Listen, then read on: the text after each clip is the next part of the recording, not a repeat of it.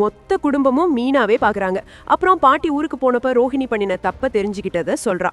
2 மாசமா இதை ஏன் சொல்லாம இருந்தேன்னு எல்லாரும் அவளை செமையா திட்டுறாங்க. ஸ்ருதி வேற, நீங்க எந்த விஷயத்தையும் முத்துக்கு மறைக்காம தானே இருப்பீங்க மீனா, இப்போ எதுக்கு மறைச்சிங்க, நீங்க அவங்களுக்கு சப்போர்ட் பண்ணிருக்கவே கூடாது அப்படிங்கிறா. ரவியும், நீங்க தானே அண்ணி எப்பவும் குடும்பத்துல உண்மையை மறைக்க கூடாதுன்னு சொல்வீங்க, நீங்களே இப்படி பண்ணலாமான்னு கேக்குறான். எல்லாரும் தனக்கு எதிரா பேசவும் முத்துக்கிட்ட பேச ட்ரை பண்றா. ஆனா அவர் பயங்கர கோபத்துல, உனக்கும் அந்த பார்லர் ஆண்டிக்கும் என்ன வித்தியாசம் இருக்குன்னு கத்துறாரு. விஜயா இதுதான் சான்ஸ்னு அவளை வீட்டை விட்டு துரத்த சொல்றா. அண்ணாமலை மாமா எதுவுமே பேசாம போயிடுறாரு. இதனால மீனா ரொம்ப அப்செட் ஆகி அழ ஆரம்பிக்கிறா. விஜயா மனோஜ் கிட்ட, நீ அவளுக்கு டைவர்ஸ் நோட்டீஸ் அனுப்பு, இனிமே அவ உனக்கு வேணாம்னு சொல்றா. அதுக்கப்புறம் மனோஜ் ரூம்ல தனியா நடந்த எல்லா விஷயத்தையும் நினைச்சு கதறி கதறி அழுகுறான். கல்யாண ஆல்பத்தை எல்லாம் கிழிச்சு போடுறான்.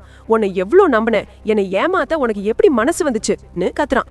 மனோஜ் கத்துற சத்தம் கேட்டு விஜயா ரூமை திறந்து பாக்குறா. அங்க மகனோட நிலைமைய பார்த்து ஷாக் ஆயிடுறா. அவன்கிட்ட என்ன பேசுறதுன்னு தெரியாம அமைதியா போயிடுறா. இந்த பக்கம் மகேஸ்வரி வீட்டுக்கு வர ரோகிணிய பார்த்து, திடீரென ஏன் மீனா முத்துக்கு உண்மையை சொல்லிருக்காங்க, இன்னும் 1 வாரம் டைம் இருந்ததேன்னு கேக்குறா. எனக்கும் அதுதான் புரியலன்னு சொல்ற ரோகிணி, கொஞ்ச நாள் இங்க தங்கிக்கவான்னு கேக்குறா.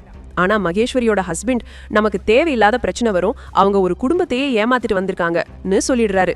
இதனால ரோகிணி அங்கிருந்து வித்யா வீட்டுக்கு கிளம்பி போயிடுறா.